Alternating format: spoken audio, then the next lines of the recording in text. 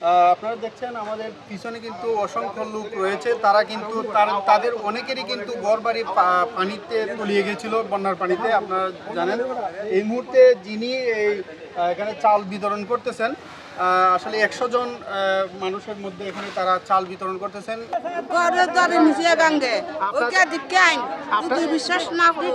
আপনাদেরকে যেভাবে সবাই এইভাবে সহযোগিতা করতেছে বিভিন্নভাবে, এতে কি আপনারা উপকৃত হচ্ছেন কিনা?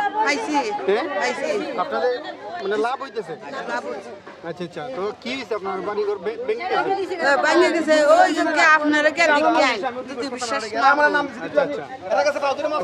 আজকে 15 দিন দিতে আজ 5 দিন দিতে ঘরে চলে হাঁটতাছি। আচ্ছা আচ্ছা, কখন ফাউ তুই আইছি ও তো কি অবস্থা আমার ফাউ জলদি ঢুকছে। আমি ফাউ যখন দেখাচ্ছি আমি ফাউ ওই জায়গা যেখান থেকে তাকে বুদ্ধি আমি ফাউ। আপনার বাড়ি কোন জায়গায়? রতনপুর। ওই এইদিকে গিয়ে দেখতে পারি দুইজন নিয়ে গিয়ে দেখি ঘরের ভিতর ঢুকিয়ে গিয়ে দেখি ঘর ভেঙে গেছে শেষ করে। তো এখন যে চাল দিতেছেন উনি, উনার জন্য আসলে আশীর্বাদ আছে কিনা আপনাদের? আশীর্বাদ আছে না, তাই বাচ্চা তো কুটি কুটি করছে। আমরা তো আরে আরো খাইতাম আরো খাইতাম আর ঘরের ভিতর আল্লাহ তোর বালা রাখতো, ঘরের ভিতর থেকে আল্লাহ শান্তি রাখতা। ওখান থেকে সাহায্য করুন, আমরা লাখ লাখ টাকা পাইছি।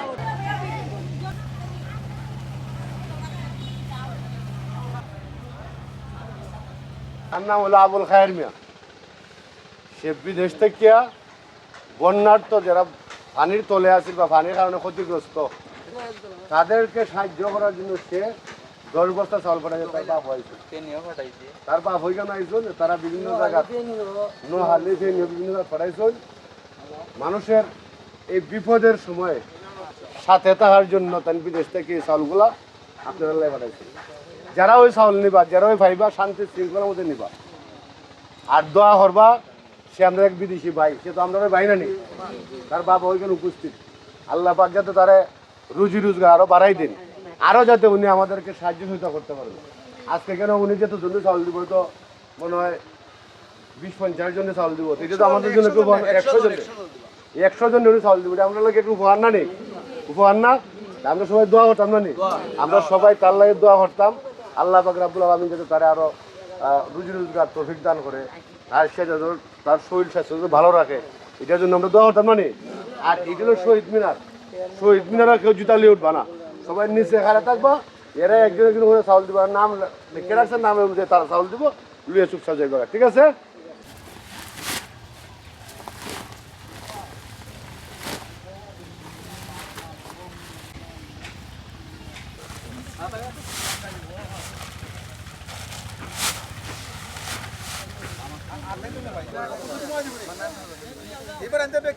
যাও ঘুমাই যাও, তুমি যাও।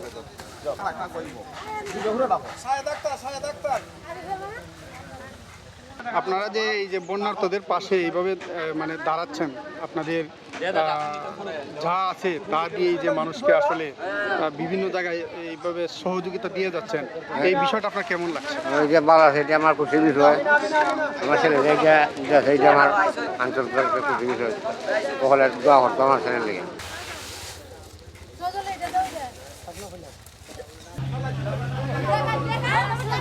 নোয়াখালী, কুমিল্লা, ফেনী। আমরা গত 2 দিন আগে 400 বস্তা খানি শুকনা খাবার নিয়ে গেছিলাম এক গাড়ি দিয়ে। এটা কার অর্থায়নে? এটা আবু খায়ের, দুবাই প্রবাসী। আচ্ছা আচ্ছা, তার এই অবদানে আমরা 400 বস্তা তার অবদানে লইয়া গেছিলাম।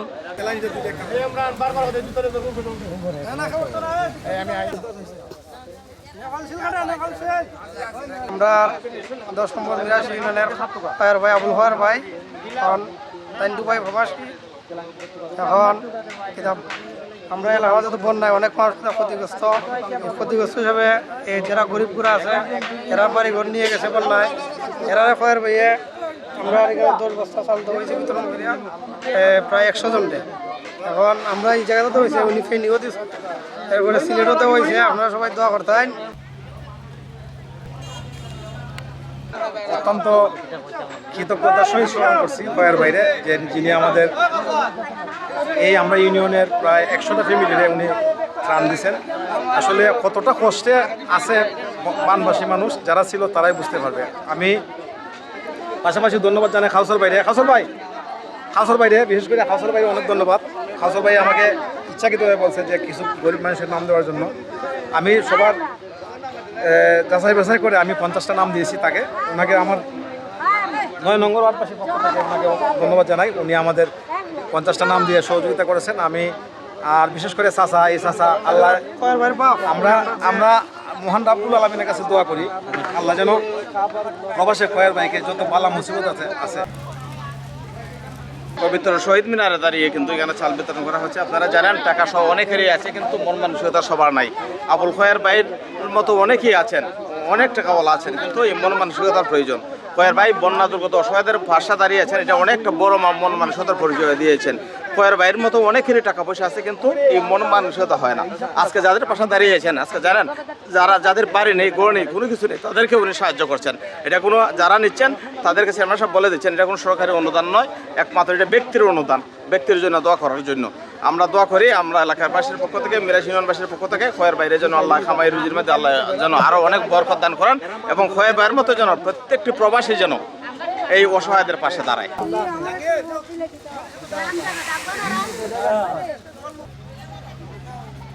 এমন 10 বস্তা চাল দিচ্ছেন দুবাই প্রবাসী উনি অসহায় ব্যক্তিদের পাশে কোন জায়গায় দিচ্ছেন?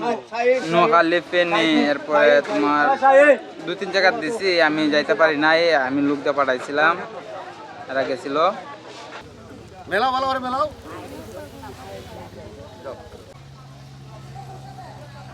আর আমরা বিতরণ হইতেছি এই নোয়াখালী, এইখানে ফেনী দিয়েছি, কুমিল্লা, যারা বন্যার্থী এরা দিয়েছি। সব কি আবুল খায়ের যে সব আবুল খায়ের আমার বোনের জামাই দিয়েছুন, বিদেশ প্রবাসী, সবাই দান করছুন।